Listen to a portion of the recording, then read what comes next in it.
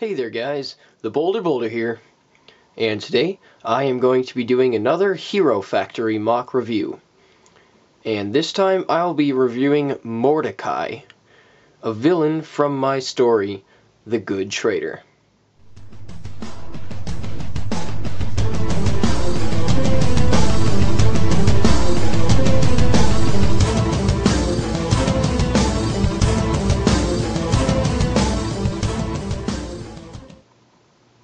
Alright, so now I'm going to start off by showing you guys the informational annotations, and then I'll move on from there.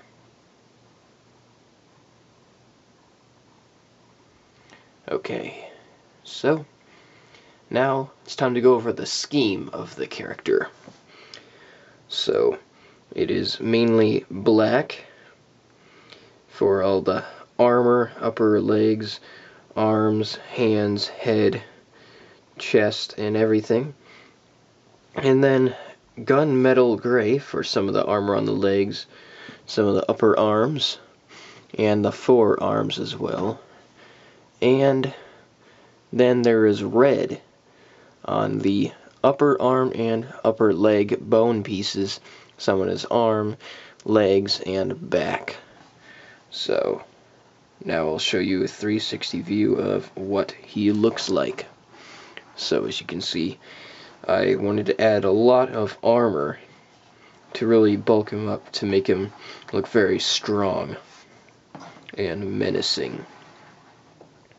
And I've got a few spikes here on his back and some on his lower legs. So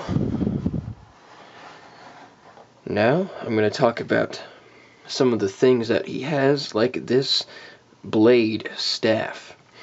The reason he has that is because since he is one of the highest ranking city guards of all the villains, he is in the castle with the villain leaders, because he is one of the most trusted and most loyal villains that pretty much exist. So, also, he has this piece right here, which is a shield generator. An energy shield, somewhat similar to what Raka had in the past. And so it can expand, and it can get as big as he wants it, really. And he also has another weapon. So I'm going to take this out of his hands real quick. The way I connected this to his hand is just to use connector pieces like this. So now here is his rifle. He actually designed and created this himself, and I will get to why he actually has this rifle in a couple of moments. So now I've got a connector piece to connect this to his hand. It'll probably be easier to do it this way.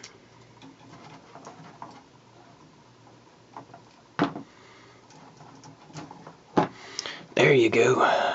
Sorry about that. So now I'm going to talk about his backstory and why he is in the position he is currently in, and why he is so highly ranked and is so loyal to the villain leaders. So before he became a city guard and worked directly with the villain leaders, he was an underground illegal weapons dealer. He would buy and sell weapons and guns of all kinds.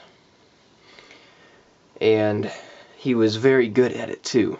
And he made loads of money off of it. And he had his own gang of villains that would come with him wherever he went and do his dirty work.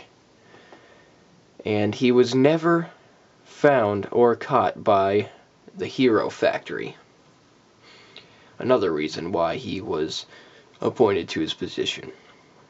Because he was so stealthy, and his gang members were able to make sure that he was never caught. And a few of his gang members were caught, but they really didn't care as long as their leader was never captured by the Hero Factory.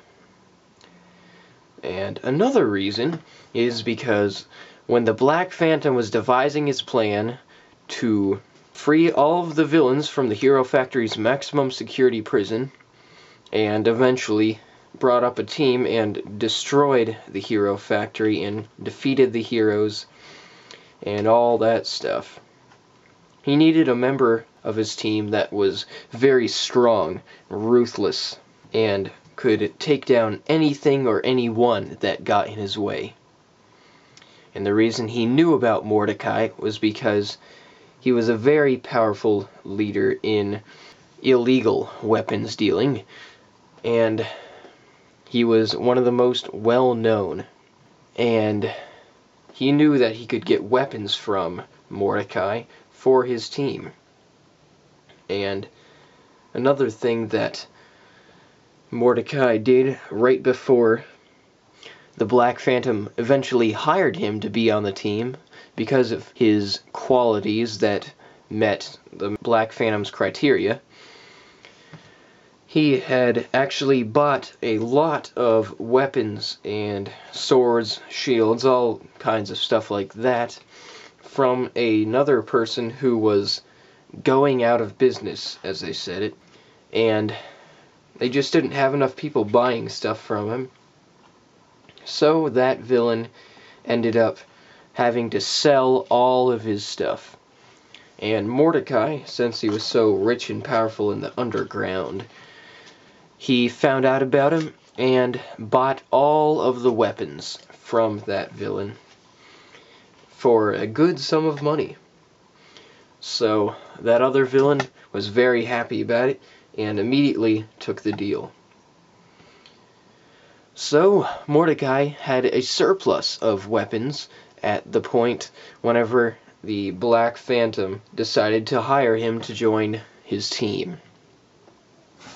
So, since Mordeki had a surplus of weapons, he wanted a person who'd be able to supply them with a lot of weapons. So, the Black Phantom agreed that if Mordeki was to join his team and supply his other minions with weapons, then he would be paid a great sum of money and would be put in a very high rank whenever they eventually defeated the Hero Factory. And that's what happened. He got all of his money and is now very powerful. One of the highest ranking of all villains. So, a little bit more about him and his weapons dealing was he originally started creating weapons of his own and just selling them in the black market illegally, but the Hero Factory didn't know about him so much because he wasn't that popular. But the more weapons he found, the more weapons he created and sold, the Hero Factory actually found out about him and went out on a search for him. But of course, they never found him. They only captured some of his gang members on a few raids, but they never caught Mordeki. So, I suppose that is it for now. Thank you guys very much for watching and subscribing and all that good stuff, and I really appreciate it. And I'd also like to let you guys know that Part 4 of The Good Traitor is now up on my blog. I'm going to have a link down in the description below. And I'm also on my Facebook page. I'm going to have some exclusive pictures of this guy up on there. So, that's it. I will see you guys again in my next video. Happy New Year's, and have a great day. Bye.